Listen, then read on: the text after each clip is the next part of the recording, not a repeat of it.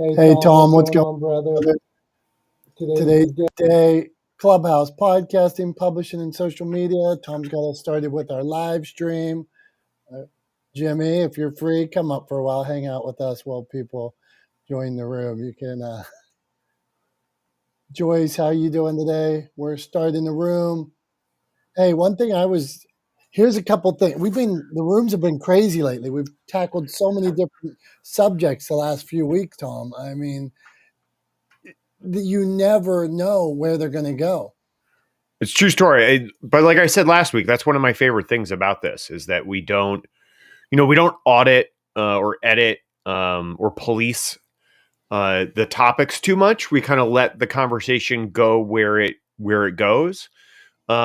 And I think there's value in that, right? Like I think too often here and in other spaces, you go into a room on Clubhouse or you listen to a podcast and it's sort of the classic telltale sign of like a bad interview when you can tell that the person doing the interview isn't actually listening to the answers they're getting, right? That they're just going back to their list of questions and they're like, okay, great. Next question. Right. And I feel like there's a lot of that on Clubhouse. There's a lot of that in podcasting and in social media and other live streaming formats where people will just be like, here's the topic we want to talk about. And every time things stray or the conversation evolves, they like cut it off at the knees and go right back to what's on their list of things that they've decided they're going to talk about, rather than actually listening to each other and allowing the conversation to evolve, right? Allowing the conversation to move in whatever direction it may move in, right? But I think it's endemic of the fact that a lot of people aren't really good at listening. It's not a skill that a lot of people practice, right? And I like to think that the reason why our conversations are so wide ranging and tend to sort of wander a little bit is because we're good at listening, right? Because we and the people in this space listen to each other, and then that spurs the conversation in whatever direction it may be going in, right? But it's because we kind of practice better listening here than I think you find in a lot of other places. I mean, to toot our own horn a little bit, pat myself on the back, which was a phrase reminded me of a phrase my parents used to throw out when I was a kid. Tell me if this is a phrase you ever heard growing up. Don't break your arm patting yourself on the back. Did you ever hear that? I've heard it, but no, of the many, that was not one my parents shared with me. Yeah, that was the one that actually, like, it's that phrase and that kind of like the sort of teachings around it that I think like have created, at least in me, a sense of like imposter syndrome and like having a hard time talking about my work and my accomplishments and what I've done, even from a biographical perspective, because in the back of my mind, I'm like, don't break your arm patting yourself on the back, right? Like I hear that phrase and I like, no one likes a braggart, right? So, anyway, but I used to hear that all the time. But hey, look, I think we're doing something a little bit different here. And I think that's a good thing. I think it's different in a good way, right? It's not just different for different sake. It's different with intention. And I think that's important. I think it's a good thing we're doing here. So I'm proud of it. Hey, good. How do we stay focused, Tom, Joyce, Debbie, when 1,000 things are going on around us? Let's say I'm actually looking at Tom right now on the live stream. Tom sets up a live stream. So I'm looking at Tom talk. I think I'm staring in his eyes, but my camera probably has me staring somewhere else because I'm not as crafted. But how do we stay on point when other things are happening? You're out on the road, you're talking to somebody and your kids are doing something. You're on the job and you see something. Tom, you're on set, you're talking to somebody and all of a sudden you see something going on in the background that's not right. Or you get an email, and it pops up on your watch and you see, all hell's collapsing around me. How do you stay focused on where you're at right now? I mean, I am an easily distracted person, right? And so for me, the way I try to stay focused, especially when there's a lot of things going on simultaneously around me, is I try to take small bites at a time, right? So like I will do a little bit of one thing, right? And then when that's done, I will move on to the next thing. Like I try to, because I think it's easy to get into overwhelm, right? To a sense of being overwhelmed by all of these things coming at you simultaneously. And I've over the years have gotten pretty good at being able to say, like, kind of pump the brakes and say, okay, I'm going to deal with this right now. And then in 3 minutes, when I'm done dealing with this, I'm going to deal with this. And then 30 seconds after that, I'm going to deal with this. Right. And I will just create an order of like a rank order of like, of kind of what needs my attention most urgently. And I'll work from that down the list. But I'll do I don't try to do four things at once because I know that doesn't work for me. And generally speaking, there's actually been some research into this that generally speaking, humans are actually pretty bad at multitasking. A lot of people like to brag that they're good at multitasking, but there's been a lot of research that's shown that that's actually not true. Most people, the vast majority of people, are actually really bad at multitasking. And that when you engage in multitasking, what you end up doing is kind of doing a bunch of things really poorly rather than one thing well at a time. And so yeah, so I tend to just kind of rank order things like what needs my attention most urgently and go to that first and then kind of work my way down the list one thing at a time until things are, the house is back in order, so to speak, and until I've shored up the production or whatever I'm working on so that it's not going to collapse around me. But that's my approach. Well, Tom, I like that little things, small chunks. Good idea. Let's hear from Joyce and Debbie. The world, things are collapsing around us. The kids are yelling. Your dog's barking. The boss is mad at you. How do you keep how do you keep on task? How do you stay focused? How do you not insult the person directly in front of you when all these other things are going on? Joyce, we'll go to you, then Debbie. That's so fun. All right, so I am a mom of two grown kids, and when they were younger, I knew I couldn't multitask. I knew I just literally wasn't confident. I couldn't do it, and everyone around me was telling me what great multitaskers they were. So I had to figure out how to do one thing at a time. I literally couldn't even write an email and listen to my kids trying to ask me a question. So I know exactly what Tom's saying. I have, what needs to get done. That is where my focus is at that moment. That's where it stays, and then I move on to the next thing. And I have this new mantra I've been doing, because you get so distracted, you're not living in the moment, obviously. And the whole idea of happiness in the future is a farce. So when I'm doing something like yesterday, I was on a bike ride, or even sitting here today listening to you and talking to you, be happy now, be in this moment, experience what's going on, and then move forward. So, sort of like, I guess, like Tom, one thing at a time, stay in the moment, and nobody can multitask. Remember that. You're missing stuff. Those are my little tidbits for today. Joyce, appreciate it. And as a student of inspiration and motivation, I love you going down that route of staying in the moment. I'm trying to, as a person, I'm trying to soak in every second so that when I lay down in my bed at night, I hit that pillow and there are no more worries. I think I did all I could that day. I tried to be the best me. And now, does that mean some days I fail, some days I slip, some days I don't accomplish all that I wanted to accomplish? Absolutely. But I still rest knowing I gave it my best because I think, like we get called away from that stuff. But okay, my friend Debbie Griffiths, who has a new book coming out soon, Torched, Burnt by a Gaslighter. Debbie, how do you stay focused when you're launching a book, going and helping get your city to recognize a special day? How do you stay focused on the day job, raising a family, all that? Go on, Debbie. That's a lot of pressure.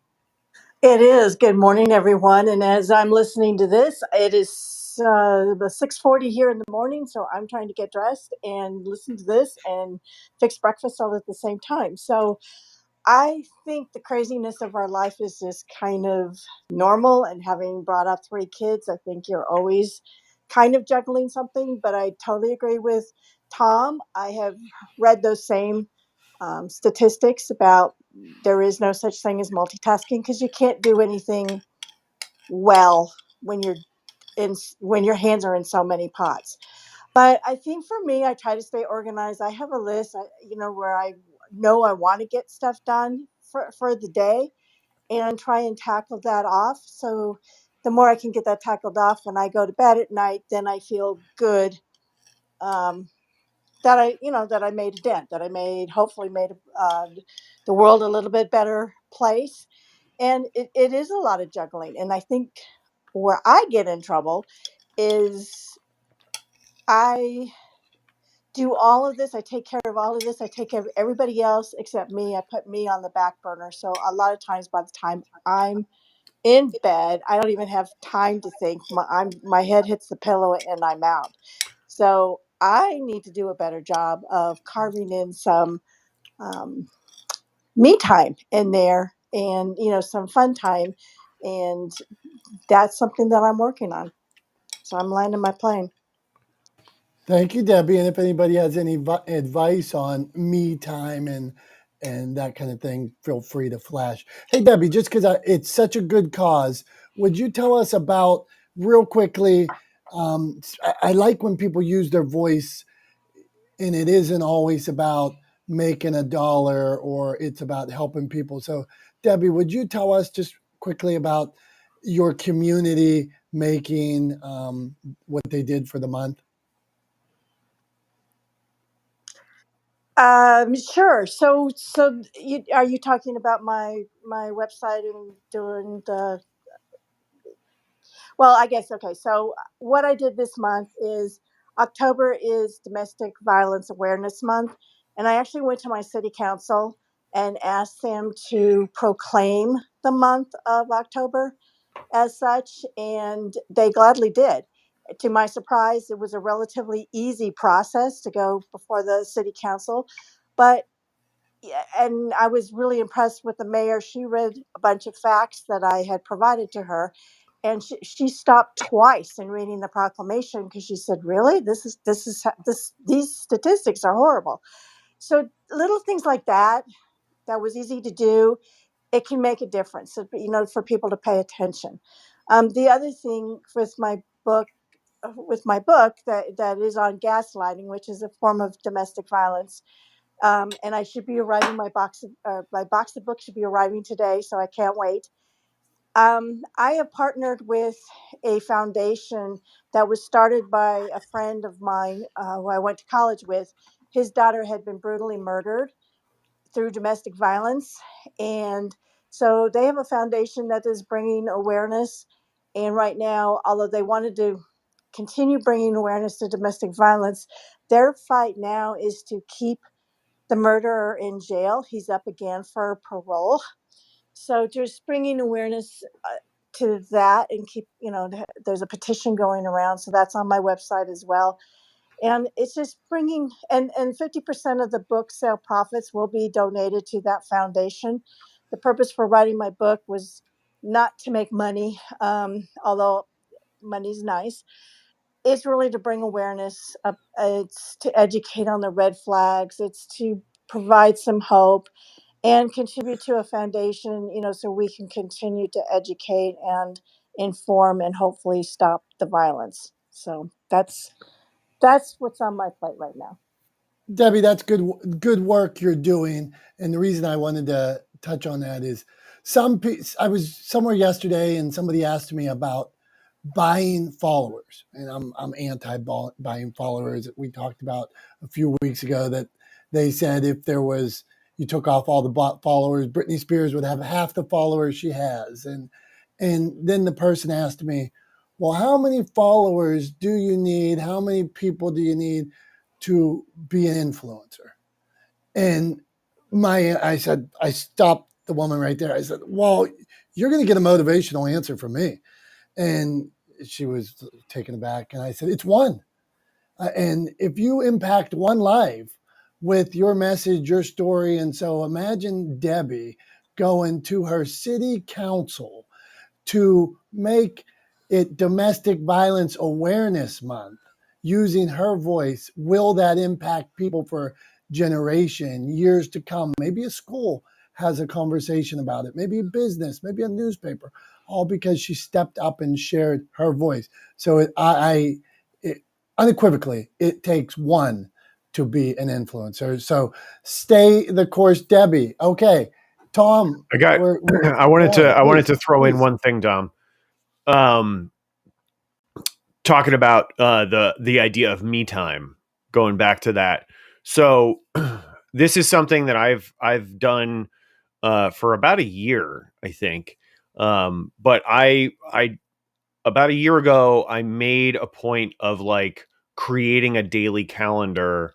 I do it. I use Google Calendar because it interfaces across kind of all my platforms. It works well for me. But in that calendar, I have time blocked for lunch every day. I have time blocked for breakfast, for working out, right? In addition to like my work day, I have time blocked in that calendar, in that daily schedule for all of those things. And I have the hours every day from 6 p.m. to 10 p.m. blocked as me time, right? And that can be a lot of things. Often that is during those hours or when Becky and I will have dinner together. It's during those hours when I will see friends. It's during those hours when Becky and I will watch one of our favorite shows together, whatever the case may be, right? But between those hours of 6 and 10 every day, I have it blocked off as me time. That's time when I'm doing what's good for me and for the people around me, right? First, primarily, right? And not focusing on what other people need from me. Right. So there are other hours in the day when I do that, but I just wanted to share that. I think it's a good idea to just have, because even if you don't adhere to it every day, it's not like every day at 6 p.m. I stop anything and everything I'm doing and then just go do, go, read a book or whatever. Right. It's not a strict adherence, but I see it every single day. I see it on my calendar and it reminds me that I need to spend a little bit of time on me and make sure that I'm happy and I'm fulfilled and I'm good. Like here's a friend of mine. A friend of mine put it this way. His name's Will Gadara. I'm gonna hawk his book for him. Although he doesn't need any help. He was just on the Drew Barrymore show. He was on Martha Stewart's podcast. He's a classmate and friend of mine from high school. And he used to own the number one restaurant in the world, 11 Madison Park. And he recently wrote a book called Unreasonable Hospitality. And it's all about the power of giving people more than they expect, right? And I think there's a broad range of applicability for that, for the message in his book.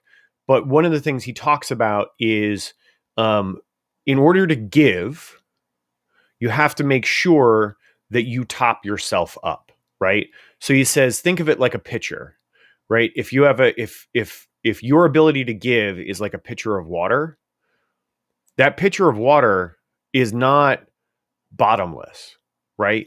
You have to go refill it, right? On a regular basis in order to keep filling other people's glasses. And so seeing that block of time on my calendar, on my schedule every day reminds me that I need to refill my pitcher too. That in order to give, I have to make sure that I'm taking care of myself. So I think it's an important thing to do, even if you don't adhere to it strictly. I highly recommend blocking time on your schedule every day for things that are important to you: me time, sleeping, having lunch, working out, whatever those things are. Make sure you block it out on your schedule, right? So that you make sure you refill your pitcher. Just wanted to share that. Hey, if you can, anybody that schedules me time in their calendar, can you clap or show me mics? Because I'm thinking that's a good idea. If I knew, okay, Joyce is saying yes. I have not scheduled me time in the calendar. You guys a year ago got me using the calendar, which I love. Calendly, no plug here, but or plug here, whatever you want to say. But and then I wasn't scheduling like a lunch or anything, and people would just book all those times, and I'm like, well, that doesn't seem right. So you guys said you got to make lunch for your time for lunch. So I started doing that, but now a little me time might be helpful as well. Julie, where do you stand on all this? And then I'm going to quiz you on reels and TikToks and shorts. So Julie, we always appreciate having you when you stop through. I jumped in one of your rooms the other day in the afternoon. You guys were killing it. It was a great room, and I was glad I found it. So Julie, go on. Thanks, Tom. Can you hear me? My earbuds are really off these days. You sound fantastic. Okay, great. Okay. I don't know if I am the best expert on time management, but what I do know, okay, everybody knows basically I have 4 sons and they happen to be home for 3 days for fall, whatever. I don't even know why they're home, but they're home. So the one thing I know to be true to kind of get me through my day is having my morning routine, getting up early before them, exercising, journaling, drinking the water, just like the simple things to get my mind straight. Because I tell you, if I don't do it, I am off all day long. So that is my me time. But unfortunately, I have to wake up very early to do that. But after a while, it gets easier. So that would be my advice, if that is advice at all. Julie, continue here. I see you out early in the morning and you're Central Time. So Where do you see me, Tom? Are you well, I following see me? you already post. Yeah, of course I follow you. I'm into all things Julie and media casters and TikToks and things like that. So I see you in rooms sometimes at PM times that are later. I see you early in the morning. How do you manage all that time that you're putting in? Well, like for instance, while I'm here, and I know the word multitasking is a tisk tisk, but I can be on Clubhouse and listening while I'm making the beds or doing the dishes, but it is about being intentional. Like if you're on stage here in Clubhouse, you want to be listening, you want to be interactive, but you can just be, feeding your brain while you're getting things done. I feel I do that a lot. I don't want to say, if we're talking about Clubhouse in particular, it can be a distraction while you're doing the daily tasks that you have to do. But I think my biggest distractor would be emails. I don't know if anybody else has this. I get on with an intention and I check my emails and then I forget why I actually got on the computer. So, yeah, but I love this stuff and I love what I do. It's not work, it's entertaining, it's networking, it's motivating, it's getting new ideas. So it's all about, the end goal and unpacking what do you want and then prioritizing. Thank you. Julie, I love what you said about feeding your brain. So again, my kids aren't your kids' age, but I remember those days when, I don't know, you just caught up in the caregiving of others so much that you forget who you are. And the idea that you can fill your brain with something while you're doing other stuff is really fabulous. I guess I listened to NPR back in the day, but I guess now I listen to podcasts and Clubhouse. Yeah. So, yeah. Out in the morning, like I do the same thing, either like listen to podcasts or jump on Clubhouse because it motivates me and you don't feel so alone in the journey as well, because we can often get in our own heads and there's nothing worse than getting in your own head and just getting overwhelmed. So, if you are feeling overwhelmed, which I know we all are these days, reach out to somebody because there's always somebody that's been through what you've been through. So thanks. Thank you. Julie, thank you. We always appreciate. And what about my reels and TikToks? I'm having so much fun on. I'm having so much fun on TikTok. I want to make my dog go viral. It has nothing to do with my business. Yes. She's just so cute, and I think everybody needs to see her. I do like that dog. What is it? A Boston Terrier? French Bulldog. French Dominick. Bulldog. Okay. I know it's little small with pointy ears, and I appreciate your. Hey, in my day, let's talk about content production real quick. I want content that fills my soul. It can educate me. It can make me smile. It can teach me something. For the 30 seconds I see Julie's dog running around doing something weird with a cute beat behind it, I'm in. I like. She's so cute. Thank you, and I will watch it again. Nothing to do with anything. Like it has Yes. nothing to, but it's so fun for me. I don't know why. It takes me back to like making mixtapes back in the day, back in the 80s. Never did it. Go on. You didn't? No, I'm lying. Dom, I We're was all like, right. come on, totally. man.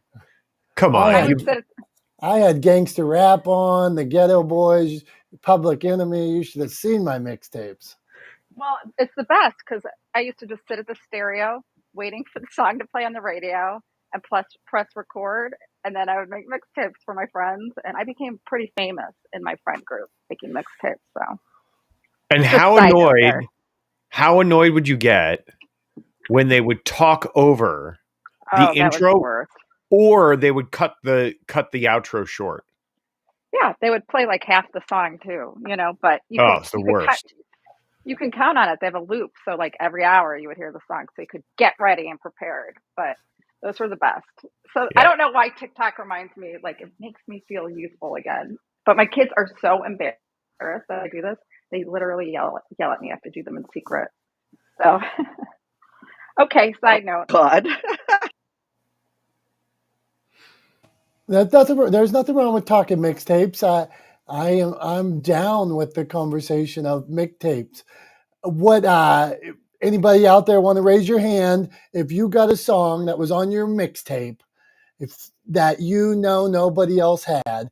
Raise your hand, and we want to hear what that song is, or put it down in the comments. If it was like Informer or something like that. So, okay, this is a room where we talk Clubhouse, publishing, podcasting, and social media. Julie just mentioned TikToks. Let's talk TikToks, Reels, and Shorts.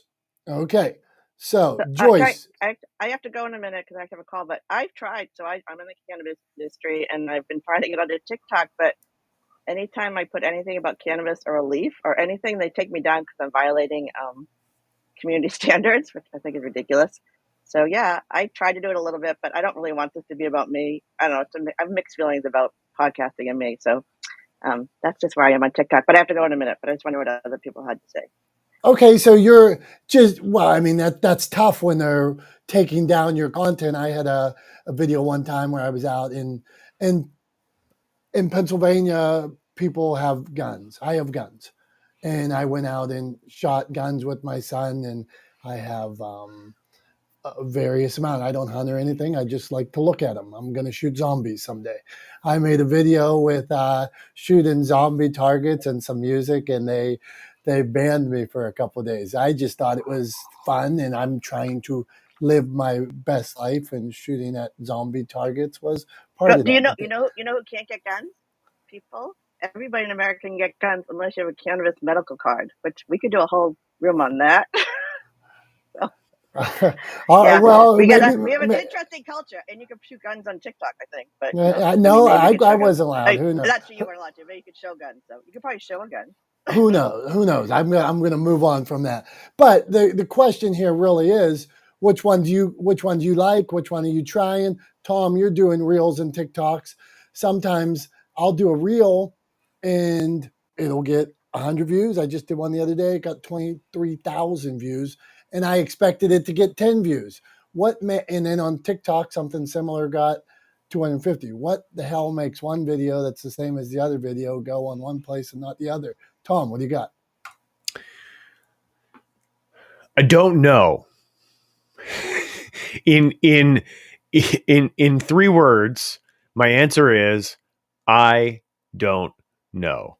But I think part of the problem is and we've talked about this here before. Johnny was the one I think that brought the phrase, at least the first time I remember hearing it, brought the phrase, if you're chasing trends, you're always going to end up chasing trends, when he was talking about that. But I think if you're chasing views, you're always going to be chasing views, right? And you shouldn't be making content based on how many views you think it's going to get, right? You should be making content because it's of value to the community that you want to build around you, right? Because it's of value to others, not because you hope it might get the most views, or you think it might get the most views, or you think it's the kind of thing that the algorithm happens to be prioritizing right now, which again is just a guess. Even the people who are experts in social media marketing are still just guessing about what the algorithm is doing based on, I mean, they're educated guesses based on data, but it's a guess because they can't see the algorithm, because none of the social media agencies, none of the social media platforms and companies actually publish their algorithms. So none of these agencies actually know what, what they're saying is true. It's all a guess, right? And so I'm just kind of like, I'm of the I don't have the energy to guess, right? I don't have the time or the energy or the interest to guess over and over and over again and be wrong over and over and over again to varying degrees, not always, completely wrong, but only getting it partially right most of the time. I'd rather just create things that I think are of value and put them out in the world, right? Again, I think ultimately it's about leading with value. And if you lead with value, then that value will come back to you, right? So I try to create value. I try to create value in sharing my journey, from towards my various fitness goals. I periodically share other videos. Like I shared a video about mindset the other day. And I try to put those things out in the world because I believe that they will be of value to other people, right? And that's it. Like that's the underwriting factor. So like you can chase views, but again, I just feel like that's ultimately a fruitless journey because what's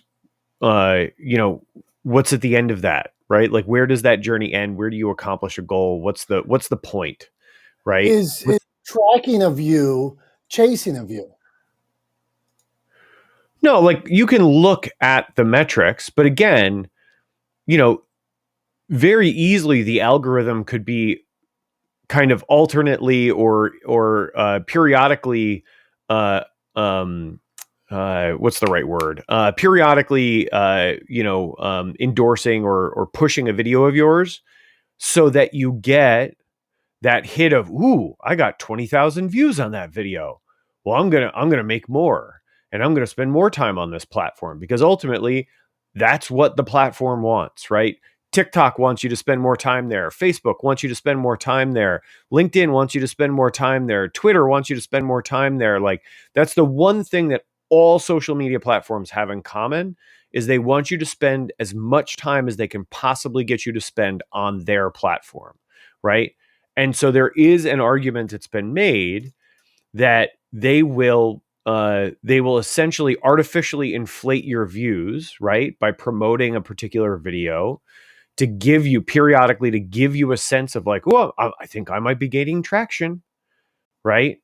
And then you spend more time, right, on the platform, and then nothing really hits for you for a while, and then all of a sudden you get another video with 20,000 views, and you're like, well, I think I'm getting traction again. I better keep at this, right? So I just don't care about views. I genuinely don't. I honestly, if you asked me like what's my most viewed video on any platform, I can't tell you. I have no idea, because I genuinely don't care. I'm trying to create content that I think is of value to other people and putting that out in the world. That's my primary motivation. And like, do I want people to see it? Yes. But am I going to obsess over the views? Absolutely not. So I hope that helps. But yeah, I don't know. It's good stuff, Tom. And I'll tell you, the videos that, let's say, have went viral for me or hit on at any time are not one of my 100 best videos, or it's never been the one where I felt like, wow, this is the one, or this is the one that I want. It's always some random that just hit for whatever reason. Hey, Raj, where do you stand on all this? Raj, Simon, James. Okay, Clubhouse, publishing, podcasting, and social media. We got a club too. Just hit the follow button. Raj, where do you stand on all this? Hey guys, thank you so much for passing the mic. Firstly, I'd like to say a massive good afternoon to everybody from London, UK, and a good morning and good evening wherever you are. So yeah, I kind of I kind of agree to like what Tom was saying, but I think there's another added layer. And Simon and myself have discussed this topic many times, right? And someone would probably agree and probably could go and jump on the back of this. Is that social media platforms are there to make money, period, right? Full stop. And the false engagement that Tom was talking about is absolutely correct, because they want you to spend ad money. That's the whole purpose of these platforms existing. Because if they were not having ad opportunities for businesses, everybody would be growing their platforms organically, right? The whole sole purpose of it is that they push it out to people that they think are going to be spending money on ads. So if you've got an ad account and you've spent thousands of dollars, if not millions of dollars, your page is going to get more views, your page is going to get more traction, because they look at you as a customer that is spending millions of dollars or thousands of dollars on ads. So those accounts that you see with the big followers, big push in views and everything, are the ones that are, one, more than likely have spent money on social media ads, right, to push it to get to those views, or two, are the ones that are being pushed out by the social media accounts themselves, because they believe that this is a loyal customer, in inverted commas, to the social platforms that are spending loads of money on ads. So they're going to then periodically push those accounts forward to the explore page, and then it's a vicious circle that keeps going round and round and round, because those people are spending money on ads. So that's the way these social platforms work. Now, Instagram more recently have had this issue where a lot of people are complaining about dropping engagement. Now, there is an argument that there is loads of different factors that come into play. So one of these factors, I believe, is that people are now waking up to the fact that fake followers doesn't work anymore, because people are also looking at the fact that engagement against followers doesn't work. Right? That's one. Two is that um, when you are buying followers, platforms like Instagram now are cracking down and shadow banning your accounts, which means you're in IG jail, so to speak. So what that does then is it pushes engagement low, which means you get pushed right down the explore page, which means you ain't getting found by anybody, which means your page ain't going to grow. So that's number two. Number three is that spamming. So if people are coming from, let's say, for example, from Clubhouse, and they are going to your account and doing bare emojis, and is basically spamming your account with emojis, right? That is another way that you could potentially get shadow banned, and that also doesn't help. And lastly is if you're using the same and you're copying and pasting the same hashtags as well. I think that's like another thing. So there is something that we all can do. That's due diligence, looking at what we're offering. And Tom nailed it on the head, is by offering true value, quality content that is for your target audience. This is where a lot of businesses go wrong. And I think people in today's industry, especially in 2022, don't have the attention span. They want it now, today. I believe in that Rome was built in a day, and it takes time to build a brand, build a business. So I think people need to take their time, do their own due diligence, look at what they have to offer, and offer that in content value.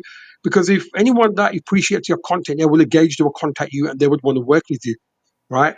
So Tom, I believe in 100% what you say is absolutely correct, because I do the same. I provide the tips in marketing and PR and social media and all that good jazz.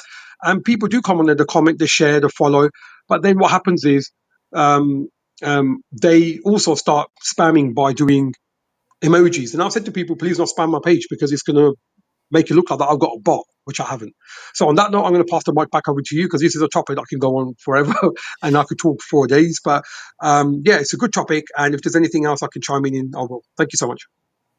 Raj, hang out, man. We love having you, and very skilled with what you're saying there. We hear you. We're receiving it. So stay here. We need your expertise around here. I wanted to point out that it is so clear on these apps like Instagram or LinkedIn or TikTok. I can divide your views by your followers and figure out so quickly that TikTok's allowing about 10% of your people to see each post, and then based on if it gets some early likes or something, they'll go a little bit higher. I can look at your LinkedIn and see the same way. Like, people will put out, a beginner in this space put something out, and they're like, nobody liked it, or they didn't see it, or why aren't my people liking this content I put out? Well, because only 10% of your people saw it. And then early on, like Tom said and Raj said, early on, they'll give you 10%. TikTok will give you a 30%, or they'll let you have a video that's 5 times your following. And you're like, well, I got 500 views on this. I only have 10 followers. This is amazing. But it is a marketing ploy, get you to spend more time on this app. All right, let's go to our expert, Simon. Simon, where do you stand on all this? It will be no surprise to Raj that we've discussed this many times, and we do have some chuckles about let's just say so-called social media professionals who tend to, when they're telling people to like do all of these things and not actually telling them the facts of this elevated engagement, this and other. It doesn't take much to work it out. I started on YouTube Shorts a couple of days ago. The first one, which I did nothing on, let's say I think it got 3,500 views. The next one, the next day, got 127. I mean, come on. Any of us that have any clue or any common sense are going to sit there and go, look, the first one, the algorithm recognizes, and it gives you this high. And I said to somebody today, I said, do you realize that Facebook has hundreds of business psychologists that, when you go to leave Facebook and it sends you that message that goes, but you're going to miss Raj. Raj has just been to the pub and is having another burger. It's all done to play with the mind. The thing is, lots of us know exactly what's going on, and I don't play that game. Instagram do it, don't they? This post is getting 25% more engagement than the last one. You go and look at the statistics. It's not at the end of the day. It's being triggered by the algorithm. The algorithm is clever in some ways, but in another way, it's not a human being. It's looking at reactionary things. It's probably noticing that you've not posted. Don't post for 4 days and then watch what happens. Oh, Jim's just posted about going to America. Oh, okay. It's all done psychology because that's what it is, isn't it? It creates a need. These platforms have created need, but not from those of us that I call old and bold, because we've been here before, we've seen it before, and we've seen the gimmicks. And then, interestingly, when you try to tell some of these people that, they don't want to hear it. Oh no, but and you're like, hey, come on, you got 100 views yesterday of your reel, and then you got 10,000.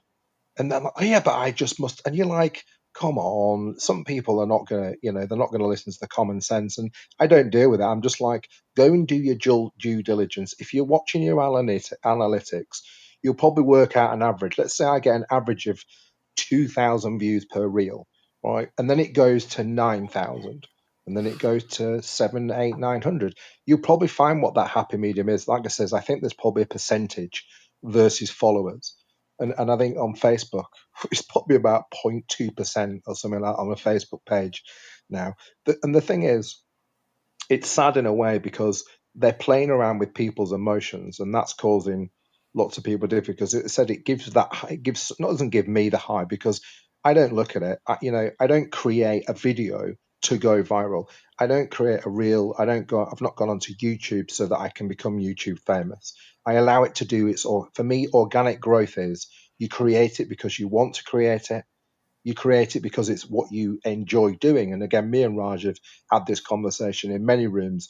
How many people are sitting there and going, I want to do this video, but hold on a minute, I can't just do that video. I've got to do this. I've got to do that. I've got to do that because it's got to do this. And I've got to use that trending song. And I'm like, how much energy have you just put in to artificially inflate it? Because if you think about it, the platforms are artificially inflating some, and then some people are thinking, well, I'll have to artificially inflate it even more. And I say they say, I've got to do this, Simon. I've got to do. Who tells you? Who tells you you've got to do this, Simon? And they don't have an answer. They're just like, oh, well, I saw so and so did it. Oh, okay. Oh, and so did it. Oh, okay then. Are you them? Are you a clone? I don't use trending music on YouTube Shorts. The first thing that comes up is all these trending music. I deliberately go past it because I'm like, if it's trending, how are you going to stand out if you use the same song as everybody else? I go in reverse. I look at like Raj says on the hashtags. I go and look at hashtags. I never use any that are above, I think, 100,000, because everything above that, every man and woman and their dog is going to have used it. So I do sit here now and I smile when I hear these probably supposedly more educated people who are going to sit there and they're going to want to tell me, the one good thing that came out of trauma with me was analytics. part of my brain became far more analytical, and I am quite happy to sit there, and I've been looking at on YouTube the analytics. It's brilliant, and the thing is, unless they are lying, you can still spot trends within your own analytics. I can still think, well, I'm roughly going to get that, and I'm roughly going to get that, and if I do that, I might do something different. But what's sad for me nowadays, Dominic, is hearing people not creating for what they enjoy, not creating because that's what they want to do, but they're creating it for the algorithm. And again, I see on LinkedIn, I'm an algorithm buster. And I'm like, if unless you work for Microsoft, who now owns LinkedIn, or Meta, or TikTok, you don't know the algorithm. So why are you telling people that you can help them break the algorithm? Of course, algorithms set trends. You can work out some trends. If you watch your posts over a year on LinkedIn, you'll start to pick up some trends. You'll know, well, an image will do that, a video will do that. But the thing is, as well as, and has already been said, they don't sit there and go, hey, everybody, we've just changed the algorithm today, and this is what's going to happen, because it's the algorithm that creates the money. It's the algorithm that creates the this thing. And of course, like as Raj says, of course they're going to sit there and they're going to give you this boost on a video. It's this oxytocin or this boost. Oh wow, look, I'm doing so well. So they want you to, and then you create another one, you create another one. And for some people, the fact that they then don't get the engagement means they'll probably keep creating because they know that they're going to get it. And I'm like, you're probably not going to get it. So my suggestion is go and create, again, I always say this, Raj used me say this, go and create something that brings a smile and let it go. I do look at the analytics because I'm analytical, but I don't look at it to berate myself. I don't look at it to go, oh, Simon, oh gosh, that 30-mile cycle ride you just did yesterday only got 7 views. So I tell you what, you can't do that tomorrow. Tomorrow you've got to do 60 miles. What kind of a life? It does disappoint me. What kind of a life is that? But again, I'm not here to judge those people. If that's what they want to do with their lives, if that's what they want, if they want to be an algorithm chaser and they want to dedicate all of this content purely on the basis of algorithms or trends or so and so doing this. I've been there, and many of us will probably say, "Have we all been there?" Yes, I was in there in the past. It created misery. I call it slave to an algorithm. And the thing is, I say to people, we are all slave to an. If we're on these platforms, we are a slave to an algorithm. However, you can still choose. The algorithm is there and it will do its thing regardless of what we do, whether we moan, whether we celebrate it. So again, the choice comes back to me of what do I choose to do each day? Well, I sit there and I think that's a nice picture, so I'll post it. That's a nice video, so I'll do it. I do look at some of the people and think, yeah, has that triggered an emotion within me? So I'll kind of do something because it's triggered an emotion within me. Yes, but I don't search the trends. I don't really look at anybody else's content and think, right, I will now do that. I always want the content to come from my own brain, to start from it, to come from it, because for me, that's authentic. And I always think, look, the right people will engage. The right people will go, actually, that's authentic, or that's real, or that's different. So there's something about doing things. I don't know what this real thing is anymore. I'm not confused about what real is anymore, because often a lot of the unreal stuff is telling people that it's real. And a lot of the people who are being real are not telling people that they're real, because the interesting thing is, that'd be like us all going in here, I'm a real human being, and Raj is a real human being. I know he is. I spoke to him on the phone. you know Again, it's like the psychology of maybe letting a lot of this stuff go and accepting that it might do well, it may not do well, but creating on the basis of something having to do well.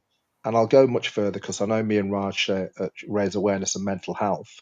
How many people are not on this planet because they've sat there and that video hasn't done well, they've got comments on there? How many people are now not on this planet? I was reading the other day, watching Netflix, Gabby Petito, the influencer in America, was murdered. I watched that and I had tears. And all what came through that was she was so desperate to be loved, and she was so desperate to be an influencer. That's the modern era. When I look at that as a 50-year-old, if that was my daughter, and I've got to do this, Simon. And again, one thing that came out was, this van that they were traveling around in, because I think she said she had OCD, was that she had to keep it clean for the videos. Now, if I'm sitting there and I'm thinking, oh, I'm going to go out for a run, oh, my trainers, my sneakers, my kit's a bit dirty, oh, I've got to clean that for the video, that starts to create some anxiety within me, and that starts to create concern. And that's where it can end up, is that. So my thing is, look, I might be getting old here and miserable and this kind of thing, but I'd rather have a happy life, Dominic. I'd rather come into these rooms and have a bit of laugh, have a bit of a banter, have a bit of a discussion about this, but not kill myself for it, because, wow, some of us are dealing with mental illness, and social media for me is going to become the new mental health pandemic. In fact, it's already here. People are dying because of it. People are getting into debt because of it, because, again, they're paying for these adverts. People are going to extremes of doing these strange TikTok things, and people are dying. So I don't want to bring it down too much, but, I think there's a bit of a message within this. And like Raj, gosh, I could talk about this for days, but I'll pause. Thanks, Simon. I think what you were getting at there right towards the end is this, this idea, and there have been a whole bunch of studies done on this, right? But this idea that the sort of dopamine addiction that social media can create in people, and you end up with tons of people, lots and lots of people, and I've had conversations with people where they express this idea that they want to grow a following, right? And I don't even like the idea, like from a business or a brand perspective. You don't really want followers, right? You want people who are actively engaged with your brand. Like, you want a community. You don't want followers. Followers aren't valuable to a business. Like, community is value to a business in terms of long-term viability, right? And so what you get is people who are addicted to these dopamine hits that these algorithms dole out through views and likes, right? And what you end up with are people who are chasing growing a following or becoming an influencer. And when you sit them down and you ask them why they've set this goal, they can't answer you. They can't tell you why. And the reason they can't tell you why is because, unbeknownst to them, they don't really care about getting a following. They just want that next hit of dopamine, right? They just want that next pleasurable feeling they get when they see a video gets more views than any other video that they've put out, or a post gets more likes than any other post they've ever put out, or they get a notification that they've got new followers, right? Like, I've noticed actually on TikTok that I only get notifications of people liking my posts or following me when I'm on the app, right? It's a very intentional way they've designed that so that as I'm on the app scrolling through other people's content, I'll get notifications, right? So it's just holding onto the notifications and then dribbling them out to me, because I don't have that many. I don't even know how many followers I have on TikTok, but I don't have very many, and I don't get a ton of likes on my videos. They don't get a ton of plays there. It's fine, right? That's not why I put them out, like we said before. But like, they intentionally drip them out, right, with the idea that it'll trigger a dopamine release in my brain, and I'll go, ooh, I'm getting more likes. I gotta create some more content and maybe I'll sponsor a post. Right? Maybe I'll sponsor a post, and then I'll get even more likes, and I'll get even more followers. And then and then maybe I'll sponsor another post. Right. And it's just this sort of never ending, slippery slope into a well, right? That is incredibly difficult to climb out of, because it requires so much dopamine, such a big hit, so many likes and interactions to just get back to a normal level of satiation. Right. And that's what is ultimately, I think, when you're talking about this mental health crisis, which is a very real thing, especially in teenagers. Right. And there was that some reporting that came out 6 months ago or so, I think, where it was revealed that internally Instagram knew that their platform was increasing suicide rates amongst teenagers, and they did nothing to try to counteract it, right?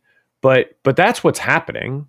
That's what's going on, right? That's the mental health crisis you guys are talking about, is this sort of never-ending need for dopamine, this never-ending desire to get more and more and more followers. And it's really just a quality or quantity over quality issue, right? People want to have 1 million followers. They don't know why. They don't know what they're going to get with those 1 million followers, right? But they want to have 1 million followers, or they want to have 100,000 followers, right? And they don't know why. They think there's some big check at the end of that follower rainbow, but there isn't necessarily, right? And what businesses and brands are realizing more and more is that it's actually not how many followers somebody has, right? But it's how engaged they are with their community and how engaged their community is with them. And that's why we see these sort of micro influencers, as they're called in the industry, becoming more and more prevalent in doing product placements and being sponsored by brands and things like that, because they've got a community of people. It may only be a couple of thousand people, but those couple of thousand people are very engaged with that person, with that brand, with that individual, right? And so they're of much more value from an advertising and marketing standpoint than somebody with 1 million followers where nobody really pays any attention to what they have to say because they've sort of become a caricature of a human being, right? So, like the Kardashians have, to be point blank, right? The Kardashians are caricatures of people, right? They're like, their public personas are not even really people anymore, right? They're sort of caricatures of this sort of theoretical personhood, right? They're not really, I don't think many people look at them as people, right? They look at them as the Kardashians. They've become caricatures of themselves. And I think that's the reason why fewer and fewer brands are willing to spend the kind of money that they are asking for to work with them. Just, Tom, I got a couple emails and from people, like, of course, we all have them in our DMs, of people looking for you to run hats like Tom has on right here, or wear their sunglasses or something like that. And they say right out, we take your followers divided by your interaction, and that's how they figure out whatever rate they're going to pay. So somebody with 1 million followers and no interaction, they know it right like that, and the point, it's very much pointless. So that's just okay. Clubhouse, publishing, podcasting. Raj, go on, man. And I wanted to ask you guys, I'm going to switch it up here, but hit on that. I wanted to talk about video, putting it out versus overproducing it. I thought this might be something that Tom would be interested in. Like, you could turn that camera around, and then people are like, well, I need to produce, but they're never going to put out TV quality content. Should they do it? Should they not do it? So that's where I wanted to go. But you were clapping, Raj. So tackle some stuff for us. Go on. Yeah, thanks, Dominic. I just wanted to go back to what Simon was saying about, if I can, very quickly, and what Tom was saying, because I'm finding it quite concerning because TikTok recently had some controversy around their platform. And I think Simon might be aware of this, that they're getting sued for, I think it's 30 plus million from the UK government or from the UK because of child pornography on their platform. And at the same time, I'm not sure how aware you are, guys, but when you download TikTok, right, what it does is it actually opens up your whole phone to the platform. So whoever's managing that platform on the back end has access to your folders, your SMS, your contact list. They have literally access to all your data on your phone, right? And if you've got apps with banking information, that's really concerning. So I think TikTok, for that reason, in Europe and especially in the UK, doesn't perform too well because of GDPR regulations. We are very data protection heavy, especially in the UK. And I've got a friend here actually, and I think Simon might be aware of him. His name's Pete Cohen, and he does like a lot of mindset coaching and stuff like that. And he was on TikTok. He started about a few months ago. It might have been sometime last year. He put a video out, and he said in one of his rooms that it took him quite a while just to get to 20k followers. Sorry, not followers, views, right? And it was just because I think in Europe, especially in the UK, is due to data protection laws that we have here. So anyone that's looking to jump on that platform, just be very mindful that TikTok is not as safe as people think it is, and it doesn't perform very well in certain regions. I mean, especially in China and India, it's absolutely banned. India has a zero tolerance. They've banned it in their country. It's banned in China. I think it's banned in a few other countries around the world. And in Europe and especially UK, it doesn't perform that well. So just do your due diligence and just basically look into the platform a little bit deeper, like before downloading it. I mean, I'm not on there myself because it doesn't serve me, doesn't serve my purpose. And I find that my audience doesn't sit there. My audience sits on different platforms anyway. But I just want to go on the back of what Simon was saying and just be very, very careful because I know some people have complained about TikTok's content that's on there. And as a great platform it is, just be very mindful of that. Thank you. I'm going to pass it back to you, Dominic. Raj, man, we appreciate it. This every Wednesday we do this room. We always say you never know where the room's going to take us. We talk Clubhouse, publishing, podcasting, social media. Today we're digging into TikTok. We talked about Reels versus TikTok versus what are the new ones, Shorts on YouTube. And I just saw somebody talking about Shorts really looking to monetize because of they're really just trying to compete with TikTok and Instagram Reels. So now they're pushing their platform. But the question I was asking, and I want to get Tom's input on this. So Tom, how do we fight this overproduction that I'm not a professional in video. And then we start to think, but there's so much, I believe in the power of the story. I believe sometimes you could just, my authors or me, we should just turn our phone around and talk. But then you see somebody else has a drone flying over and cool music and this and that. How do we not overproduce? Should we overproduce? Should we spend more time producing? Guide us here. I mean, I think it's all about setting reasonable expectations, right? And being aware that at the end of the day, you're in control of the expectations that you set for the people that see your content, right? So don't forget that.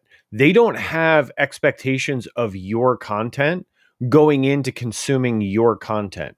They're not going to look at, like let's take my training vlog videos, for example, right? No one is going to see a caption for a reel or a TikTok that says, marathon training vlog day 40, whatever, and expect it to be like a Netflix show, right? They're just not. It's on social media. It's a reel, right? And it's a vlog. So already their expectations are much lower than what someone might imagine them to be, right? So remember that you are in control of setting expectations for your audience, right? You get to show them, demonstrate to them what they can expect. And then you should, wherever you set the bar, you should deliver to that bar, right?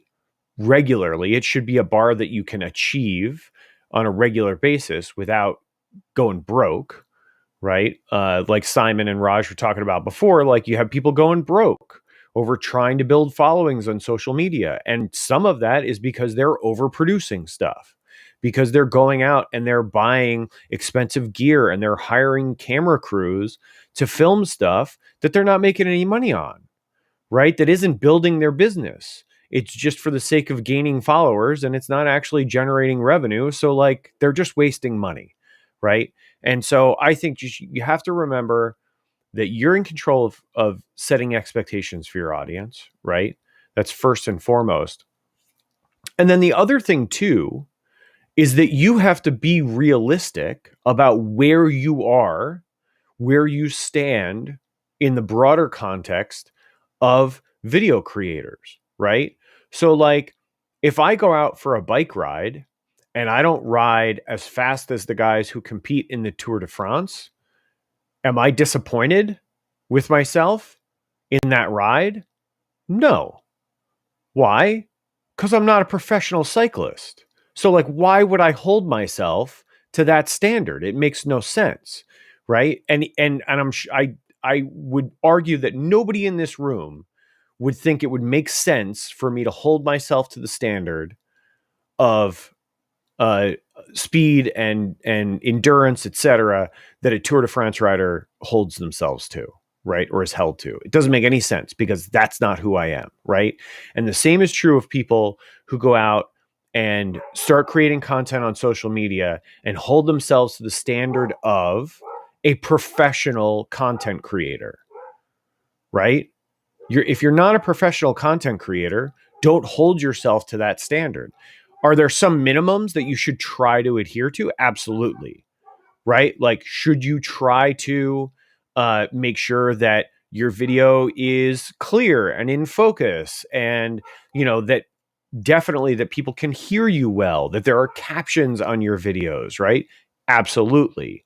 But that's all easy stuff that is built into most of these apps that you can download free apps to execute on. None of that is hard or complicated, right? So there are some minimum standards that you should try to adhere to. But after that, be honest, be realistic, be truthful about the measuring stick you use for yourself, and remember that you are always the one in control of setting expectations for your audience. They don't know what to expect if they haven't seen content from you before. So when you start creating that content, you get to set the bar, right? So just remember that you're in control, not some artificial, imagined algorithm, right? It's not in control. You are in control. You get to decide what you put out and how you put it out, what it looks like, right? So just that's something I think that's incredibly important to remember. Thank you, Tom. We appreciate that. We want to hear. Hey, hold on here. Let me reset. That's something I may not be good at. James was in here before. James, anytime you drop by. So we got James, we got Jamie, we got our friend Ching. Tom was on Ching's show, I think. So let's hear from James. James, we're talking about overproduction. We're talking about different apps we can use. Ask a question, drop a tip. I miss you, James. How are you doing? Hey Dominick, how's it going, man? Overproduction. Um, I'm probably in the underproduction category. Or under with really what we were saying is like people have paralysis by analysis. So you start to think, should I put this out? Should I put my podcast out because somebody else has more production? Or should I not? And we get scared and maybe don't put out a good piece of content because of these thoughts in our head. Go on, James.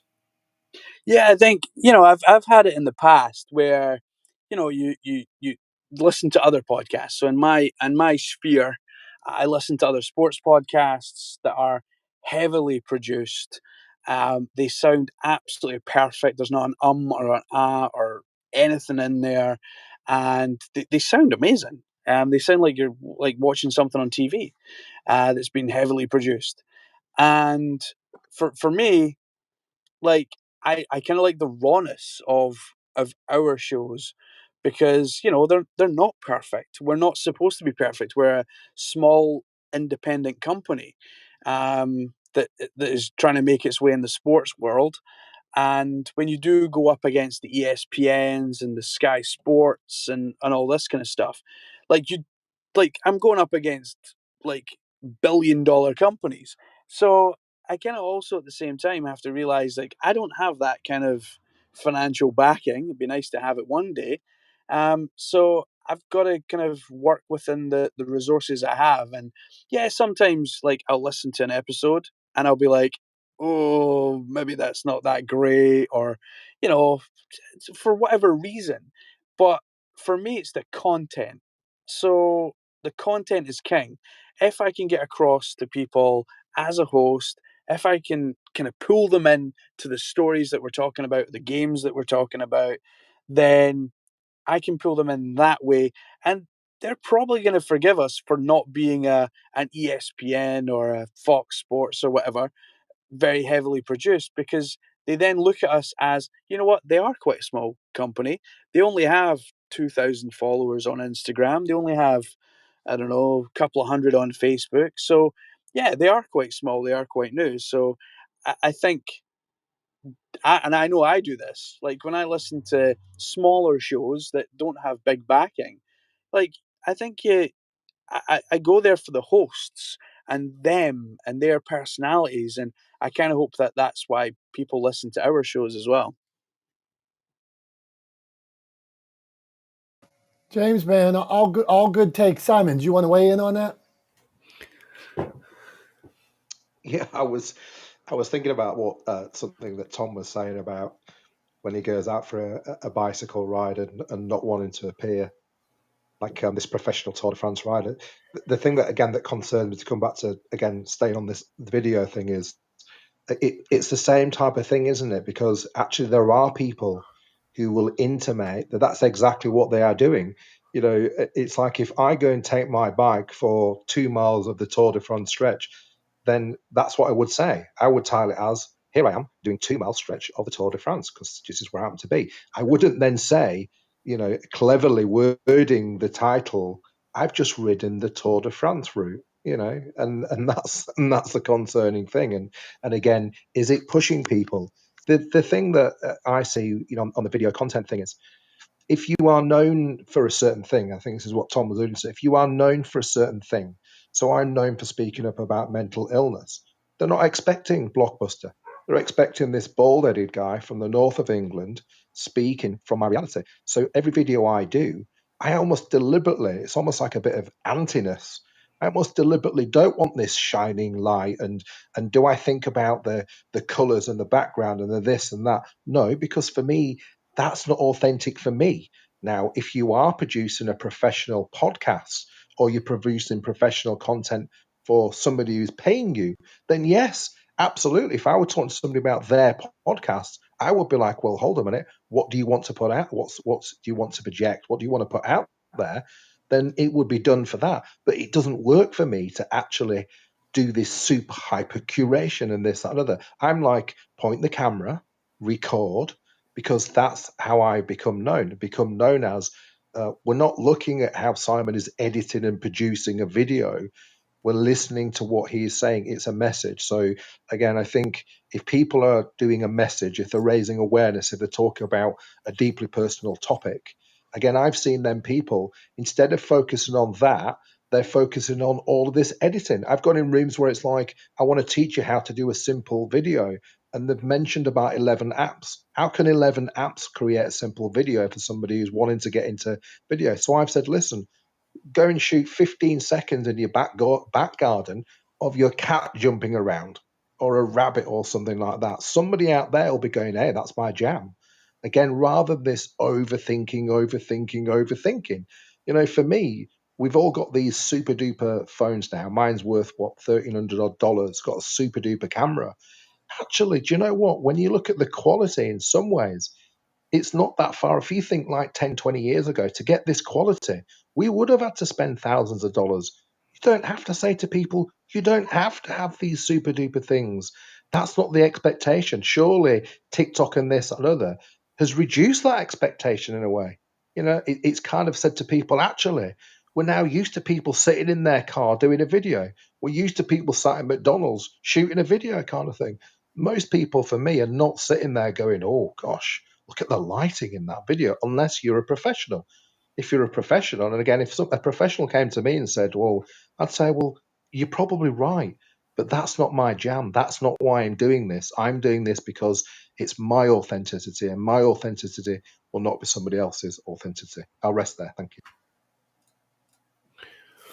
Thanks, Simon. Yeah, I think, you know, it's again, it's about setting reasonable expectations. And what I was saying with the Tour de France thing example earlier was like, I can't hold myself to the level of expectation that those athletes are held to, right? I am never going to ride as fast as a Tour de France rider, and that's okay, right? Just the same way that your content might not look like a professional studio produced television show.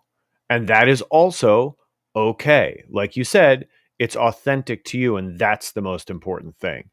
I think the other thing that I encourage people to do is go search out, and this is, you know, something that's easy to do on YouTube, for example, right?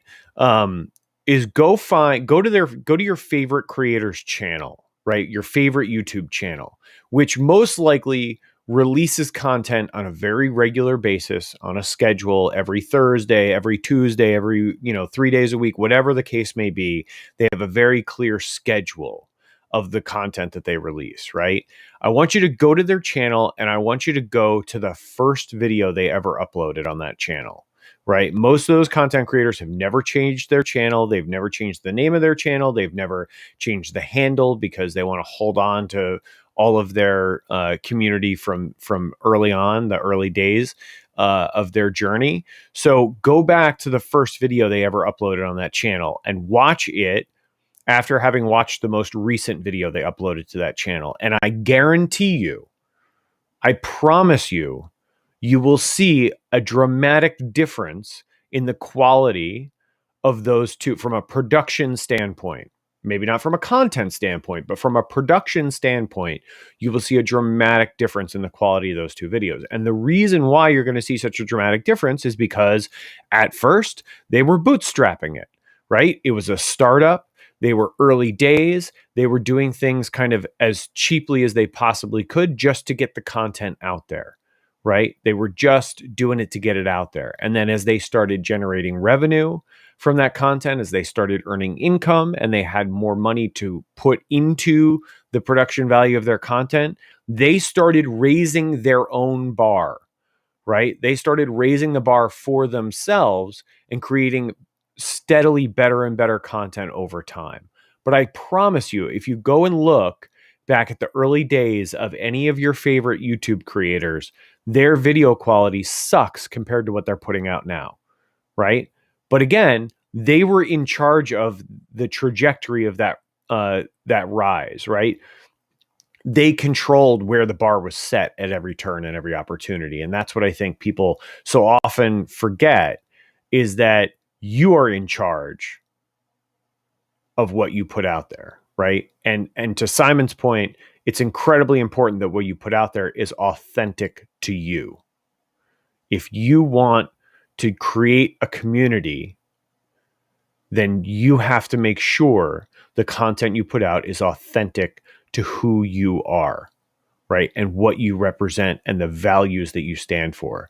That will attract the community that you want to attract, right? But yeah, creating content because you think that you have some arbitrary notion of that's what people want you to do, is a fool's errand, and it's going to take you no place fulfilling. So that's my thought on that. But yeah, I appreciate your thoughts there, Simon. I'm not sure. We had a whole bunch of new folks jump up on stage here, Dom. So I'm not sure where we were, but I think we should probably move through and give some other folks a chance to chime in. I feel like I've been sucking up a lot of oxygen in the last few minutes. No, you're doing good, Tom. And I love the message that you were sharing, that bar for yourself, understanding what that is, what you put out. So we're gonna go to Jamie, Ching, Shahid, our Billy, and Carrie. Those are some great content producers. I put this link up of a video I did just recently, Discovering Inspiration. Me and my son used to shoot these. For years we went out. He was like 10 when we started doing it. And then over the last couple of years, like over the last year, I haven't been doing as many in COVID and things like that. And then I picked up, I started doing a TV show with a cable company. And so the cable company has more production, more fancy cameras, expensive mics.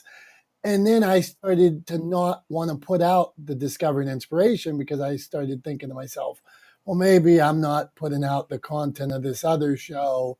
And my daughter one day, she came to me, and I was going to California, and she said, Dad, you need to do that Discovering Inspiration. She's like, that's where you started out. And I watched Mr. Beast, and Mr. Beast at one point was going to go be a streamer or a Twitcher for somebody else. And he said, no, I'm not going to do it for this other person, or I will, but I'm still going to keep my own thing. I'm going to do this on my own. So that's why I went out to California. I got my buddies to shoot. I shot.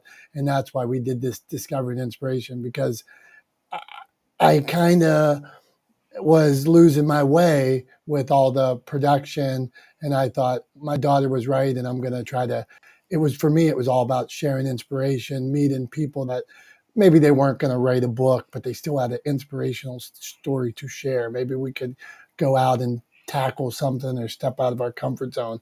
And so that's why I did that. So if you want to check it out, please do. But it is not high value. It is not, I don't have fancy cameras. We used iPhones that day. And I lost my mics. I left my mics in California.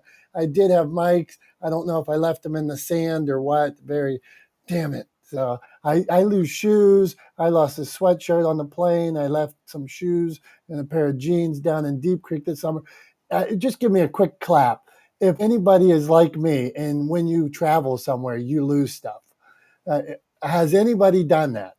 Clap? No, nobody loses anything. I mean, when I was 8, I lost I a used to pair of leave stuff jeans. everywhere. Okay, hold on here. Carrie, have you lost anything? Are you kidding? I have ADD. So there you go. Okay. Yeah. So this summer we went to a lake. I lost a pair of jeans and a pair of shorts, and I had never even worn the shorts before. In California, I lost my mics and I lost a sweatshirt. I left it on my buddy. My buddy Dom, said, this "Go on." this sounds like a drinking problem, not a losing problem. Hey, how dare you say that? Uh, my buddy told me at the airport, I'm like, "Where's my blue sweatshirt?" And he said, "Oh, blue sweatshirt. I saw that on the belt." And I'm like, "You couldn't have picked up my sweatshirt? Come on, man." So, okay, Jamie, where do you stand on all this? Straighten us out. Well, I agree with Carrie. I have ADD, so I do that at home. I don't have to travel. You're like, where's my phone? Yeah. So on that note, but when it comes to podcasting, I wanted to bring up this picture. This is the biggest picture for this week. This is my dog and my mom. So I put it on my cover photo and it's getting hits like crazy because I don't know. I promote my mom and I doing commercials together, and well, mom and Toki got their own commercial. So that's what happened this week. So I put up whatever was happening to me, and mom and Toki having a photo shoot was the thing. And it's funny, it gets more likes than my own things because it's a dog. But it's true. It's true. Put what you like and put what you do, and people will like it. I'm Jamie Hill. Great message. What you like, what you do. Julie Loken was in here earlier, and she was talking about the videos she does with her. What kind of dog was it, Tom? French Bulldog. French Bulldog. Okay. She makes videos about her French Bulldog. She loves making videos about her French Bulldog. It's fun for her, and she shares those videos. Tom does his bike rides. He likes training. He shares them with us. He likes it. We like it. It's authentic. So why not put that kind of content out? If you see me goofing around, I goof around a lot. So sometimes you might see that kind of content. It's just me being me. Ching, you make award-winning films with your iPhone, right? So please tell us about. We were talking about overproduction. Just give us how do we avoid paralysis by analysis when we're putting out content? Go on. Hey,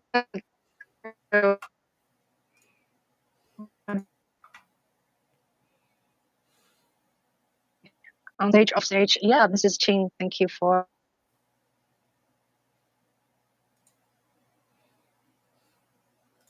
Let's try this again. We'll give her a 3, 2, 1. Ching, you're going out on us. You're in and out. You're in the vortex. We're going to try it again. So I'm going to turn your mic back on 3, 2, 1, go. I think, oh, I'm not very good at this. 3, 2, 4, 5, 6. Let's see here. Tom, help me out here. Oh, Okay. there's Am I Ching. good? Am I Yeah. good? Yeah, Okay. Yeah, there you go. Now we Okay. can hear you. Sorry. I was walking from another room to another room, so internet gets weird. Yeah. So just want to thank you for taking me up. And yeah, I'm Ching. I've been fiddling around with the video camera for a long time, as long as like 25 years ago, and until I had access of an iPhone, which as early as iPhone 4, I had my first iPhone, and then I start to shoot a lot of things. Like I'm a more journalistic way of shooting things, and shooting, food on the street, shooting dogs, fighting, or anything. I found myself, feel fascinated with many different things. So if you look at my YouTube channel, which is called Jewel Media. Jewel is my last name, Juho, and very early, like you were saying, Dominic. Uh, or maybe Tom was saying earlier, I don't know, 13 years ago, I just put things on just because I thought YouTube's a storage. I just use YouTube as storage. Whatever video I make, I put it on. So I wasn't thinking about gaining a subscription. So now I think I care more about, oh, do people like me? Oh, how many views I have? I do care about that. Yeah. But in the other hand, I don't really care, because if you look at my YouTube channel, I'm all over the place. I talk about food, I talk about travel, I interview people. I also interviewed Tom a few months ago. So, speaking of a documentary, yeah, I've been using iPhone for a long time. So for the last, or say 5, 6 years, most of the video was made on iPhone. I made a feature documentary called My Langan Diary. You'll see that on my profile, and yeah, it just became available on Tubi on 5 days ago. So you can watch it free on Tubi TV. It's a So I just basically carry one camera with myself without any crews, followed a movement for a whole year, and then I edited myself on Final Cut Pro 10, and then eventually, yeah, the role was long. It took me 3 years to make it, to edit it, and then to find a distribution, and now it's in the world. So this is a very good example of people like me who have no budget. Basically, it's not even low budget, no budget, and I'm able to do this work, and I think I can do it, and you can do it. So that's it. Check my film, My Yangon Diary. Thank you.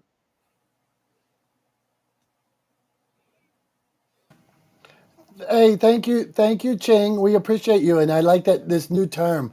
I'm going to start using it. It is not low budget; it is no budget. So that's a great way to put it. What do you do?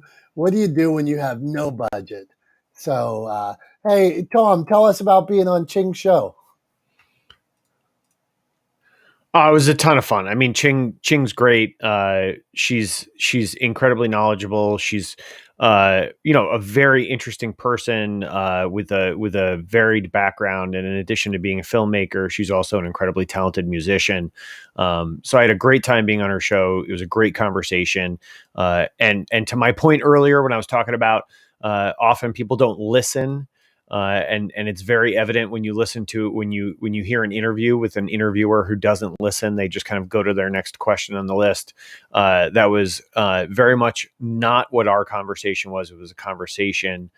Ching was a great listener and a great interviewer, and I had a ton of fun on her show. And yeah, it was great. She's good people. I follow her all over the place, and I'm constantly seeing her posts that she puts up, sharing her music and her work teaching others music, which is great. Love to see. So yeah, Ching's good people. I like this. Good people, Ching. Good. Good for being Oh, good people. Good people. That's so funny. Thank you, Tom. You are good people too. Hey, there we go. Okay, now I'm going to throw something weird out to you. And since we're going to talk to Billy here. He's a content creator, but Billy, you like weird stuff that I sometimes. So yesterday I was out with this on the show. We were doing some looking for fall leaves, and they say that looking for leaves, some people call it leaf peeping. Did anybody know? Clap your hands if you knew that going out and looking at the different colors of leaves was called leaf peeping. Like, I'm like, are you sure? The lady was like, yeah, we're going peeping. I'm like, Okay, yeah. So we got. So Tom knew about peeping. Carrie might have known about peeping. I mean, Carrie, you knew. I live in the Hudson Valley. It's a world famous destination for peepers. Okay, Leaf peepers specifically. leaf peepers. Okay, it is. Tom's area is famous for peepers. Okay, interesting. Billy, any peepers around your area of the woods? Billy, weigh in on all this stuff. The floor is yours, my man, and especially the content creating. You're so great at it. You really go niche with it. So please teach us. Hey man, I love the conversation. I don't know if there's any leaf peepers where I'm at. Not a lot of a lot of pine trees. So maybe pine needle peepers, I guess. If that's a thing. But yeah, man, I love the conversation. I think in this world that we live in, there's so much opportunity, so many different styles of content creation. Like I create a lot of stuff live to drive. So yes, does it look very produced? Probably compared to a lot of people, but like I'm on a big Amazon live kick right now, so I'm creating, I don't know, 50, 60 videos a week for Amazon, and I'm doing all live to drive, multicam, but I got a studio to do it. But when I'm done, I'm done. I'm not editing. I'm not doing any of that. But it's all It's all pre-work, so I don't have a lot of post-production stuff. I'm really just trimming off the ends and uploading the video because that's my workflow with brands I'm working with is a really quick turnaround. So I'm more in the frequency game than I am, uh, anything else. So it's not a blockbuster movie. However, if I was like, in James, I'll pick on James. Like James, for instance, I've heard James say a million times, like I want to be, like the ESPN of sports podcast or whatever.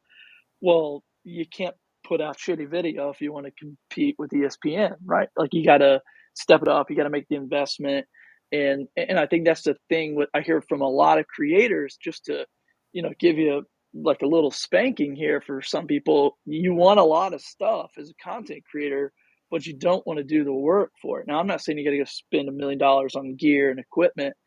And luckily for you, in 2022, it doesn't cost. I mean, it's a fraction of the price it was 10, 15 years ago when I got in this game, when you were, buying a studio camera, the baseline, a step above, pro consumer camera essentially was like 10 grand.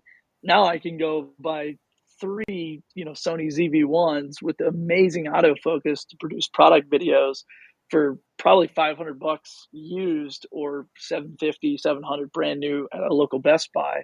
So to get that video quality, or like you guys are saying, like your phone, it's not that hard. So I think it depends on what you want, right? Like I want to start a fishing show and go get a sponsorship deal early on, and I knew I don't have an audience to do that, so I'm gonna have to show up professionally. Now the fishing industry is very forgiving. It's not it's not like this huge competition of production in the fishing space. So our fishing show isn't super well produced, but it looks better than most. But I knew I wanted to get out there and get big numbers from big checks, I should say, from brands. And Academy Sports isn't going to put their logo on a turd. Like they want it to be nice, and so we had to go think about that. So I really think it's like figure out what you want to do. I mean, getting started, sure, hit the record button, go for it. I mean, I recorded several of my first live streams on my iPhone with AirPods and sitting in front of a window. Like, do whatever you have to do to get into the rhythm. But once you kind of find yourself as a creator and you know what direction you want to go, reinvest in yourself. It's like any other business, any other thing. But I work with a lot of content creators, so I'll be a little harsh. It's like, I want this. I want to make a lot of money. I want to be on Amazon. I want to do that. I want to blah, blah, blah, blah. Like the want list is huge, but the work ethic is weak. So, it's got to match up. I mean, there's got to be a balance there where it's like, all right. And for me, that's with Amazon. Like, how did I build an Amazon, business that went from making $0 a month to making, we'll surpass $6,000 this month in revenue on a business I've owned for 4 months. And it's like, how did I do that? I did that by reinvesting in the business over and over and over again, and reinvesting in myself as a content creator over and over and over. But yeah, it's all what you want. It's all what your niche or your market will allow. But I recommend you try to be the innovator in the space, not just this is good enough to get by, because if you're that good enough to get by a person, then you're probably the same person that's crying about, I want to make more money, I want to do this, I want to be a full-time content creator, I hate my day job, blah, blah, blah, blah, blah. Well, you got a shovel, it's in your hand, use it. And it's easier now than it has ever been. And it's, it's just going to get easier as we go. So it's like, hit the go live button, hit the record button. Don't let your excuses hold you back, or that fear holds you back, because nobody cares as much as you think they do. And when I learned a couple of these things, now it's like, okay, the confidence is there to record 30 videos of product videos a day in a timely fashion, and be able to rake in some good revenue from doing that as well. So anyway, Dom, love the conversation. Wanted to kind of pull a little bit of an opposing view of like, just gonna hit the thing, dude. Like, no one's gonna make your dreams come true for you. And think about each piece of content you put out there as a little resume. So I started doing content on Amazon, and then now I use that same content as a resume for doing other brand deals. So I have a brand deal with Shure microphones. Like, that came early. I literally had someone tell me 12 months ago, I said, I want to get a brand deal with Shure. I don't know how, I don't know when. I was just doing podcasting at that time. And this person literally said, dude, you will never in your life get a brand deal with that company. They're the biggest audio production, like equipment company on the planet. And little Billy Thorpe isn't getting a brand deal. Guess who was the first person who got a screenshot of that email? That dude. Like, tell me I can't do something. Let's freaking go. Anything's possible, and just go out there and take massive action. So that's my thoughts, Tom. Love the room, man. Always do. Billy, man, I got nothing to add. You just, I was looking, if I could figure out how to work my phone in the live stream, I would have dropped, had a mic drop come in there. You're just killing it. So he's the man. I tell you, you get a chance to hear from Billy. You listen, you shut up, you don't interrupt like I'm prone to do, and you let Billy talk. Billy, you have to tell me something on these Amazon things. Originally, are you buying all the products, or like, because I'm thinking like if I wanted to review something, don't you have to buy it before you review it to start out with? I mean, I get it down the road, but just fill me in on that, because I'd run out of videos. I could like review one book and one pair of jeans. So give me, what do you know? Well, actually, just one book, Dom, because you left your jeans on the beach somewhere. Yeah, that's true. Well, so man, how it works is Amazon, and now Walmart just opened it up for creators to apply to be creators on their platform. But anyway, so I've been working with Amazon Live. I signed up over a year ago. I sat on it for 6 months, didn't do anything. Moved to Puerto Rico with my family, my wife and my son, and started just out of boredom making some videos about my Rodecaster, my SM7B, my lights, whatever, and put it on Amazon Live. So it's called Amazon Live, but you can do shoppable videos, you can do live videos, you can do photos. There's like a few different ways to monetize actual content on there. So anyway, I started making some money with it just from products that were already in my house. So that's how I started out. Was everybody's got stuff around their house, all the equipment you use, the sponge in your sink. If they sell it on Amazon and you're part of the influencer program, you can literally just shoot a video about it. 1 minute to 10 minutes is what they want. It's all about the product. There's no fluff. There's no BS. It's not a YouTube channel. Okay. So Amazon basically said, why are people going to YouTube, watching a video, maybe clicking the link, and maybe hitting the buy now button? Let's put the videos right on our product pages, and people can click the link and watch the video and then buy. And when they do that, I, as a creator, get a commission off of there. So yeah, man, to answer your question, all the products in my house is what I started with. And then when I got home from Puerto Rico, I started learning about these companies who represent manufacturing companies over in Asia or over in China. So they're basically kind of middle people. They manage the whole Amazon listing product. They manage everything for these manufacturing businesses. And so they're looking for marketing. They're looking for content about those products. So I haven't paid for a product ever. I haven't bought one thing. Actually, if I want something, I don't even buy it anymore. I go find the company and I reach out and say, hey, I'm the Amazon influencer, came across your product. I'm looking to purchase it, but if you want to, I'll just take the product and trade for a video, and that we can call it even. So I got like a 200 and some dollar green screen that way. I get a bunch of new studio lights that way. But other companies that I work with, they send me the product, they pay me, I make the product, and then I get paid from Amazon on the back end. So yeah, man, a lot of. I mean, I can spend all day, dude. I'm obsessed. I'm obsessed with this system because it really fits for me. It fits for my personality. It fits for my passions, and I get to take video and product and kind of meet these two worlds together. And that's why I'm hoarse, because I'm just creating so much stuff. But yeah, man, if you're on the influencer program, you can literally start with the stuff in your house. Stuff at your. I took a video of an Airbnb. I was at Airbnb 2 weeks ago. They had a leaf blower out in the driveway, or in the garage. I went out to the driveway, found it on Amazon. Take a little video of me leaf blowing, talk about it. Bam, there's a video. So anyway, crazy, man. It's a good opportunity. Billy, this dude is one smart dude. Listen to what he's got to say. We appreciate you. Clubhouse, publishing, podcasting, social media. We do this every Wednesday. We're around a little longer today. Sometimes we run out, but we got more people to see. So we're going to go ladies first. We're going to go Dr. Tachi, then to our friend Johnny, Shahid, Carrie, Amberine, and Marwa. That's who I'm seeing on our thing. So Dr. Tachi, drop a tip, weigh in, ask a question, go on, then we'll see our main man Johnny. Go on, Dr. Tachi. How you You been? want me to go after Billy? Yeah, that is raising. Like all you like, Billy. After you talk, faces are dropping off of the room, and it's not because they're not. I'm kidding you, but you ever see that some people Just because talk I for talk too long. no. That's why. Some people Sorry. talk in a room, and like as soon as I start talking in a room, bam, faces drop off. It's like the room is bleeding faces. So Billy talks. They're scared to go after him. So yeah, Dr. Tachi, the pressure's on. Good morning, everyone. It's good to see you all. As usual, I enjoy being here. Just have to, yes, co-sign on everything that has been said thus far since I got in the room. Definitely, definitely. I think with video also, it depends on your goal. I think, okay, let me rewind.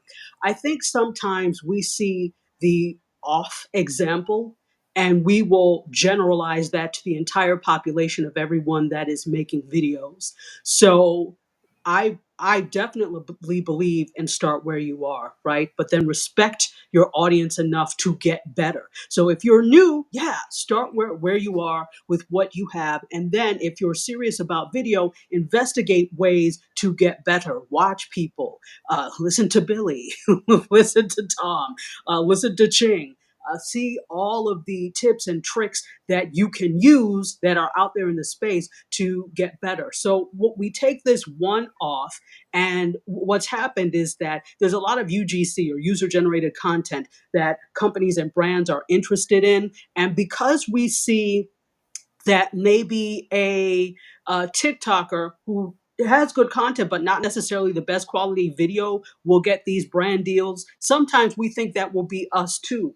And that is really not the rule. I don't want to say so much the exception, but it's not the rule. So for you, just like the same thing now, college is not the only way, for example, for people to get an education about things. I believe you can get good training in a multitude of ways that don't always involve a degree. But for the masses of people, you're going to need some kind of post high school training, and that's not always a degree, but something to get you further. So we'll point to the, oh, well, Zuckerberg dropped out or such and such. Yeah, but that's not you. That is not you. And I'm not trying to be mean about it, but you have to look at in the entire population of everybody who has made it, it's probably 1% or much less than 1% who went and was discovered or did things in a way that was, quote, not traditional. Now, I'm not saying to go the traditional route all the time, but realize what your odds are when you don't get certain types of things. The same thing applies to video. So yeah, person X may be able to use their iPhone 4 and get brand deals up the wazoo, but that's probably not going to be you. As such, like Billy was saying, you have to stand out. What makes you stand out? Because you probably are not going to be the second person they take with an iPhone 4. So respect your audience to get better. Start where you are, start with what you have, but then progressively get better, especially if you're serious about making videos, having people pay attention to your videos, and eventually monetizing them. I am complete. Dang, Dr. Tachi brought it. Holy cow. She said she will not be outdone by Billy and really kick some butt. So thank you, Dr. Tachi. Appreciate when you're here. Tom, do you want to weigh in on that? I know Dr. Tachi and you're like you two were split at birth. Oddly split at birth, but I could see that it could have happened. Yeah, no, I mean, I'm gonna echo what Dr. Tachi likes to say. Is I'm gonna co-sign on everything that she just said. But yeah, I mean, I think it's 100% right that you know, you set the bar for where you start where you are, right? You set the bar for where you stand right now. But then yeah, always work to get better, always work to improve, and do it with the intention of bringing more value to your audience, right? You want to grow a community, you want to build a community around your brand, then deliver value to them and improve on the value you're delivering to them over time, right? And I think that's a great way to build that community. So yeah, have the respect for them to continue to hone your craft, to improve, to get better over time, to produce better content, to deliver better messaging and better content to them. And I think ultimately you'll reap the rewards of those efforts. But yeah, I think it's about doing things with intention, right? Instead of chasing followers, right? Do things with intention, right? Ask yourself, what is the intention you have with the content you're creating? And then laser focus, lock onto that intention and pursue that, right? And that way you'll always be focused on delivering value and accomplishing good for your community rather than just chasing followers for the sake of followers and getting pulled into that trap of constantly pursuing the next dopamine hit on social media. So yeah, so that's what I think. But yeah, cosign on everything Dr. Tachi says. Love it. Okay, we are going to meet one of our favorites. Let's see. That's our man John Pica. Johnny. I watch all Johnny's videos. I bet my feed, any video Johnny makes, you know how when you like and heart something, you see more of that. Like if my wife picked up my phone, she'd be like, "Why is there so much Johnny in Dom's phone?" But it's the truth, Johnny. So weigh in on all this for us. Thanks, Dominic. I don't know whether to be flattered or horrified. Anyway, my name is John Pica, the prophet of pop culture. You can call me Johnny, and I am a multidiscipline entertainer and storyteller. And I just got the red bar of death. Can you guys hear me? You know what's Check funny? You one, sound better check. than ever, Johnny. You were That's good. funny. So here's the funny thing about what you guys are talking about. So I have a podcast that is a video podcast to audio. So it starts as a live stream video podcast that is interactive with the audience. The audience is watching, they're commenting in real time on the chat, and we are posting their comments, responding to them by name. And I was hoping that James Scott was going to still be here because he is a regular viewer. He tunes in every Saturday morning with us. And we don't edit anything. We don't edit anything on the video. Yes, we use varying degrees of quality because we're virtual. I've got a high def 4K camera and studio lights and microphone, and everyone has a professional microphone, but not everyone has professional studio lights. We're working on that. But here's the thing. It's live to drive. We don't edit anything. And even when it goes to the audio podcast, we don't edit a thing because we are a live experience and the audience is like the fourth or fifth co-host and will often drive conversation because it's interactive. And if we were to edit anything, it would really diminish that aspect. if we were to edit the program afterwards, the energy and the naturally occurring humor would be edited out. And so we don't do it. And here's what's really funny. I was just looking at the stats. So this past Saturday, we had tech problems. None of our cameras or microphones worked properly. And so we had to go live just using the iPhone camera and the built-in microphone on the iPhone. And wouldn't you know it, it's the highest rated episode so far. The worst production has the highest ratings. And I think that just goes to show that content is king, personality is king. If you're being authentically you and being sincere and authentic, the audience picks up on that and they want to go along for the ride.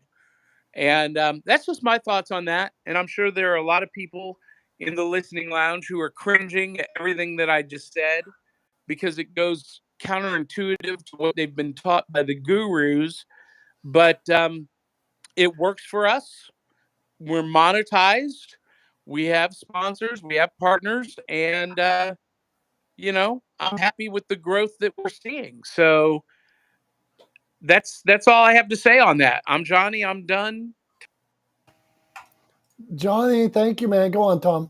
Yeah, I just wanted to jump in. I want to ask a quick question, Johnny. So last Saturday when you had all the technical difficulties and kind of had to go forward without the professional cameras and without the professional mics, out of curiosity, did you tell your audience that, right? Did you demonstrate transparency with your audience in telling them that?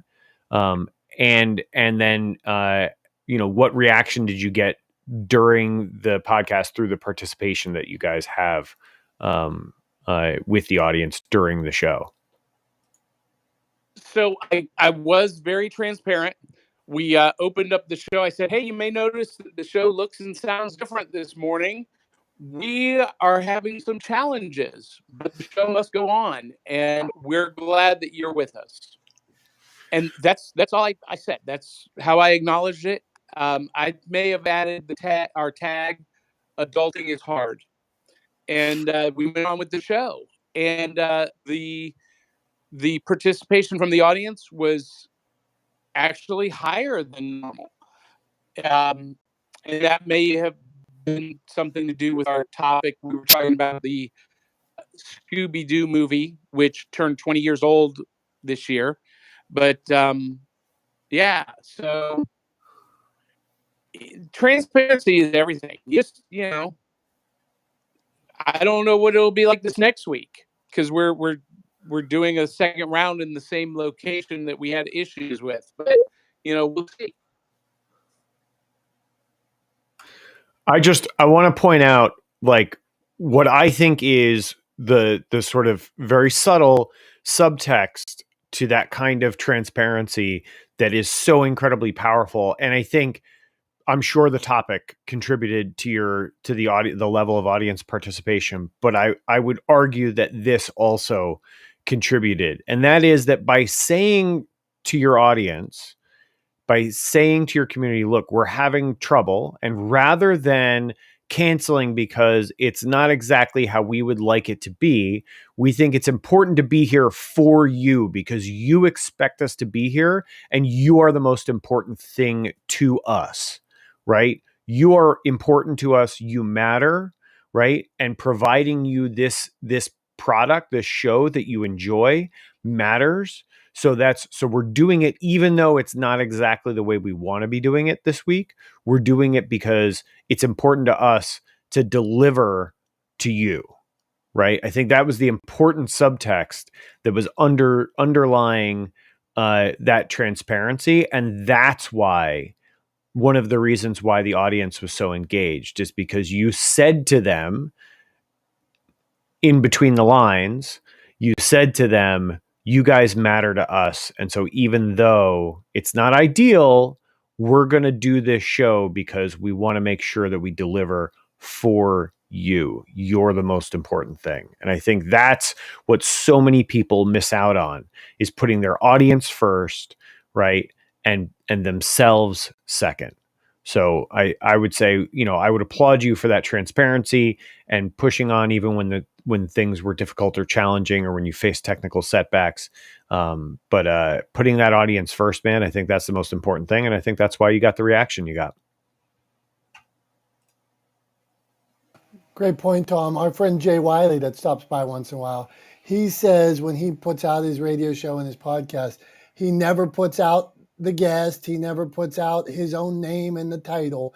It is always what the show's about for the audience. I'm going to tell them this is what this is about, never about him. So I think about what he said and I'm like, damn, you know. Okay, let's meet. We're going to meet two more people, and then as I put the pressure on Tom, as always, this is what I've decided from now on, because I don't want the pressure. We're going to have Tom wrap up the room, but we're going to meet Carrie and Amberine first. Carrie, what's going on?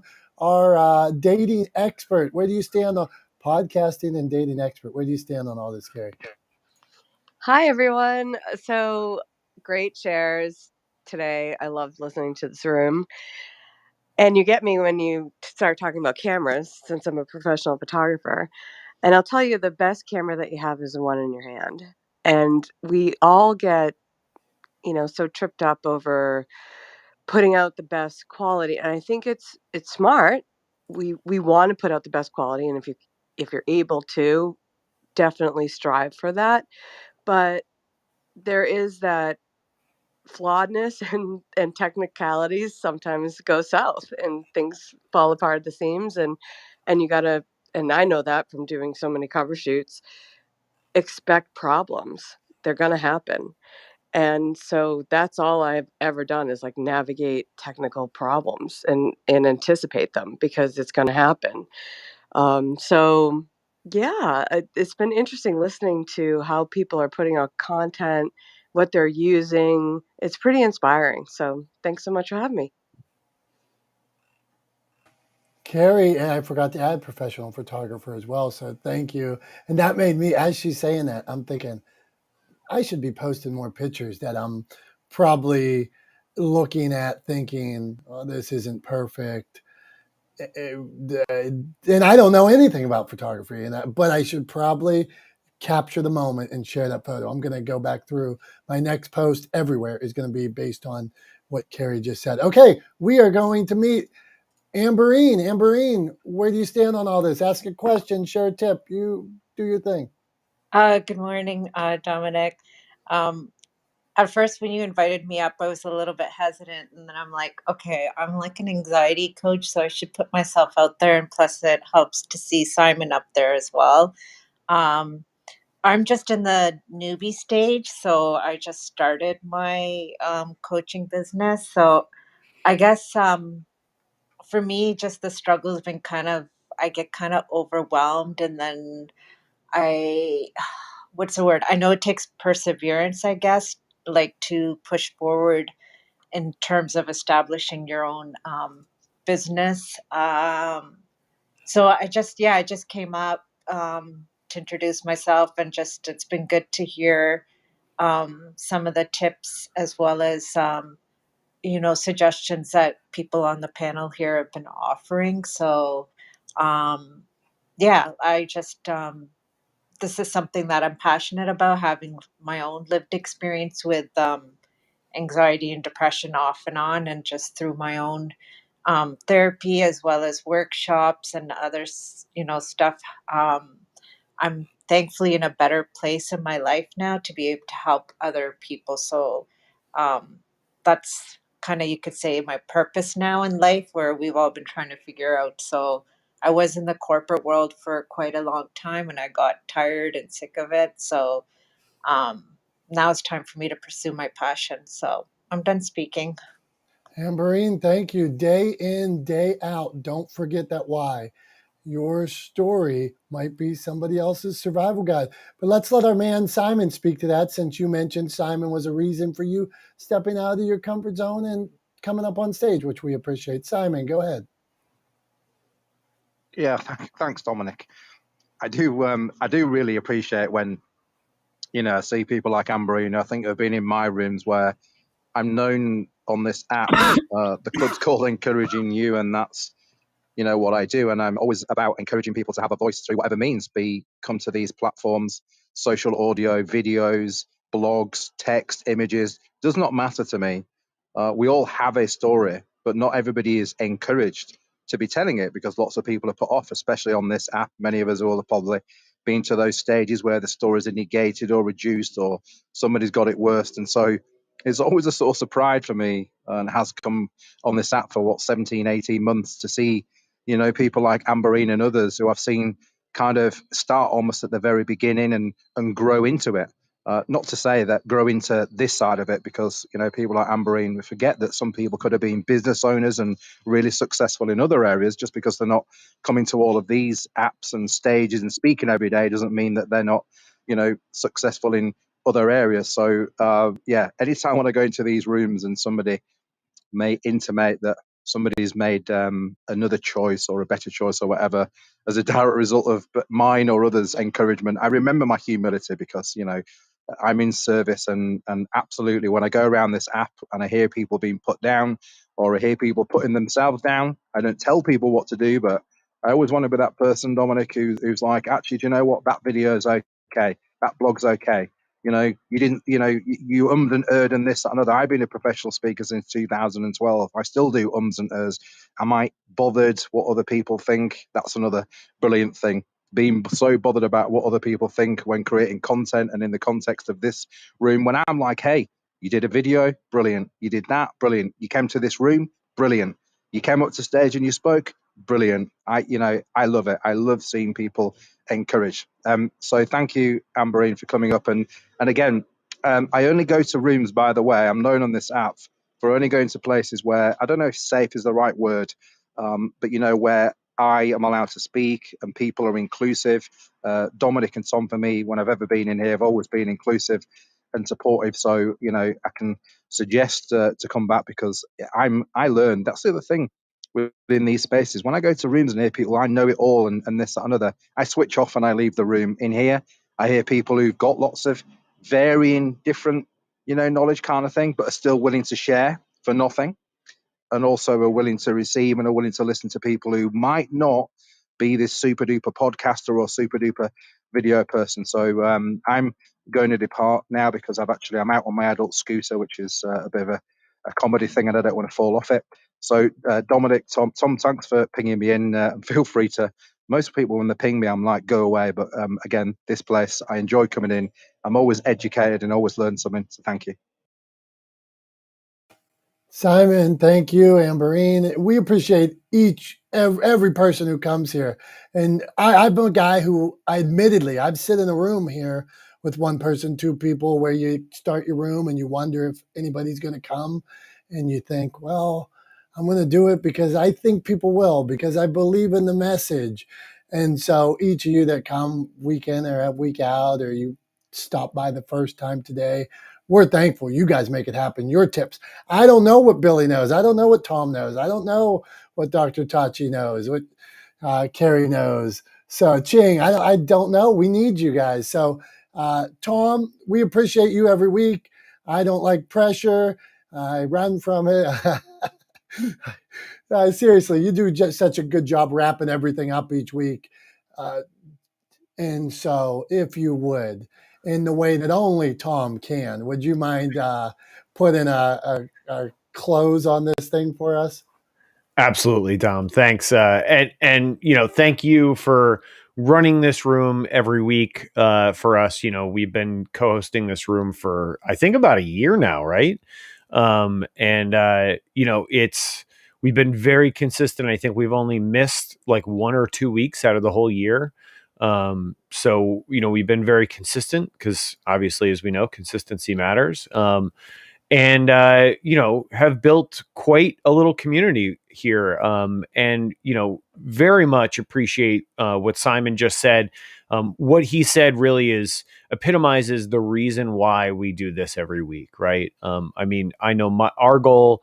I speak for both of us when I say our goal here is to provide value. to the folks that come into this space, whether it's through our own expertise or experience and being able to share that with them and answer their questions, or by simply being able to connect them with the right people to provide them with the answers that they're looking for or that they need. And so you guys are 100% why we do this every week. And it's one of those things. There are things that both Dom or I could do in the short term, in the immediate term, in the now. There are things that we could do with this 2 hours every Wednesday that would earn us more money than this has to date. Because so far to date, I've got a goose egg going, right? But I show up every week, every Wednesday, because I care. And as does Dom, we both care about providing value to the community. And both of us wholeheartedly believe that in the long term, that value will come back around. And it won't come back around 100%. And that's totally fine with me. I get a ton of joy from being here every week and getting to share my experiences with everybody and help other people understand how to approach video content creation, how to solve some of the challenges they're facing, and where to focus their attention and their energies. I get a ton of joy out of helping people here every week, and even when it's just simply pointing them to the right person to ask. That's why we do this week in and week out. That's the community that we're trying to build here. So Simon, thank you for being here. Billy, Dr. Tachi, Ching, Carrie, Amberine, Raj, thank you guys for being up on stage with us here till the bitter end. We appreciate you. And I would just say, I like to leave things with a little bit of a message for each week. And I would just ask that everybody go out and spend the rest of their week until they're back here next Wednesday with us, providing value to your community. So in whatever way, shape, or form that takes, spend the next 7 days providing value to your community, deliver, give that gift, and then come back next week and tell us how much joy it brought you to deliver that value to your community. I bet you it'll be outsized, right? So that's all I have to say for this week. Thank you everybody so much for being here. We appreciate you. And Dom, let's go ahead and close this room out. I'll get ready on the live stream, and you take it away on the Clubhouse side, closing out in 3, 2, 1. Thanks everybody. We'll see you next week.